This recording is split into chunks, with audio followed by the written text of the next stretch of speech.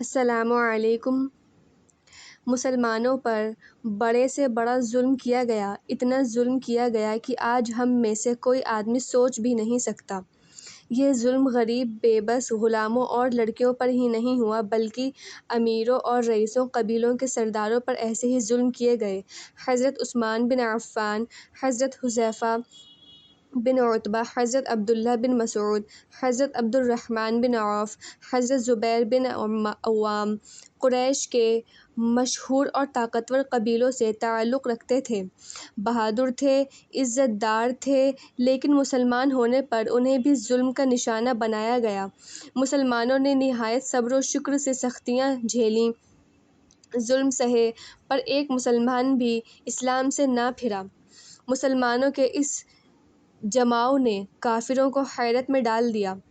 چونکہ طبیعتیں الگ الگ ہوتی ہیں، کچھ لوگ دل کے نرم ہوتے ہیں اور کچھ سخت، کچھ کفار ایسے بھی تھے جن کے دل ظلم کی اس انتہا میں پسیجے۔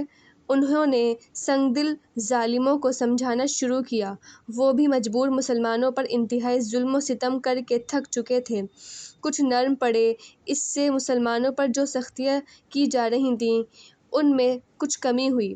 جب اکثر لوگوں نے دیکھا کہ مسلمان پٹتے ہیں، دھوپ میں جلتی ریت پر لٹائے جاتے ہیں، بھاری اور وزنی پتھر ان کے سینے پر رکھ دیا جاتا ہے، سارا دن بھوکے پیاسے رہتے ہیں اور پھر بھی اسلام کو نہیں چھوڑتے، تو انہیں خیال ہوا کہ یہ اتنے بے وقوف نہیں ہو سکتے، ضرور اسلام کی تعلیم ایسی اچھی ہے جس سے چھوڑنا انہیں پسند نہیں۔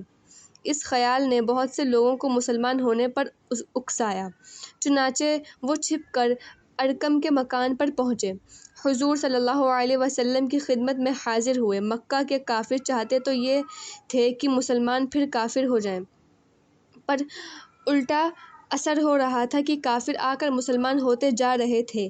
ہر روز کفار سن لیتے تھے کہ آج فلاں شخص مسلمان ہو گیا ہے اور آج فلاں، تو بہت بگڑتے، غصہ ہوتے اور ہر نئے مسلمان پر سختیاں کرتے، پر مسلمان ہونے کا جو سلسلہ شروع ہو گیا تھا وہ نہ رکا بلکہ برابر جاری رہا۔ یہ دیکھ کر کفار میں بڑی بے قراری رہی، خاص طور سے ابو جہل، ابو لہب، عتبہ، ولید، ابو سفیان، عاص بن وائل، سہمی اور اسی قسم کے بڑے لوگوں کو چنتا بڑھ گئی۔ بات یہ بھی تھی کہ لوگ نہ صرف عزت دار اور مالدار تھے بلکہ ان میں سے ہر کسی نہ کسی عہدے پر تھا۔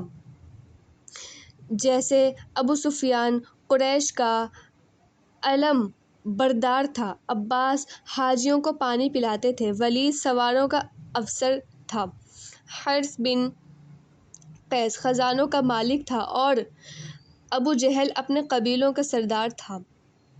قریش کی سرداری انہی لوگوں کے ہاتھ میں تھی۔ اسلام ان کی جھوٹی سرداروں کو چنوتی دے رہا تھا۔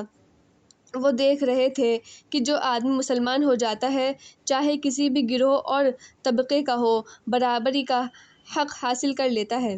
ایک مسلمان کو دوسرے پر کوئی برتری نہیں رہتی، غلام اور آقا ایک ہی لائن میں شامل ہو جاتے ہیں۔ یہ بات ان کی معاشرت کے خلاف تھی۔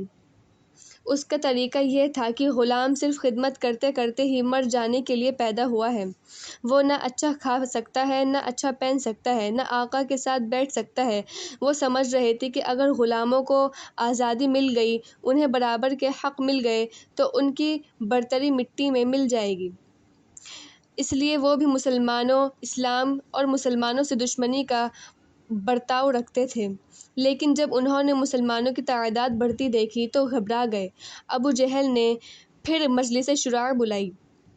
جب سب آ گئے تو اس نے کہا کہ بتوں کے سرپرستاروں، افسوس ہے، ہم نے شروع میں جس فتنے کو معمولی سمجھا تھا وہ بڑھ کر ہماری سرداری کو چوٹ کرنے لگا ہے۔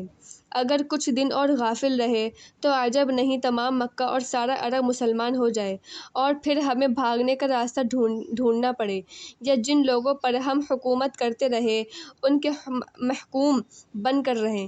کیا یہ بات ہمارے لیے شرم کی بات نہ ہوگی، کم سے کم میں اس بات کو کسی طرح سہن نہیں کروں گا۔ اس وقت تم لوگ موجود ہو، یا تو محمد کے فتنے کو دور کرنے کی تدابیر سوچو، ورنہ میں صاف طور پر کہتا ہوں کہ میں یہاں سے کہیں اور چلا جاؤں گا۔ ابو جہل کے پورے مجمع نے تائید کر دی۔ ابو جہل نے کہا، مجھے حیرت ہے کہ محمد لوگوں پر کیا جادو کرتا ہے، نعوذ باللہ کہ وہ 1000 ستم سہنے پر بھی اسلام سے نہیں پھرتے۔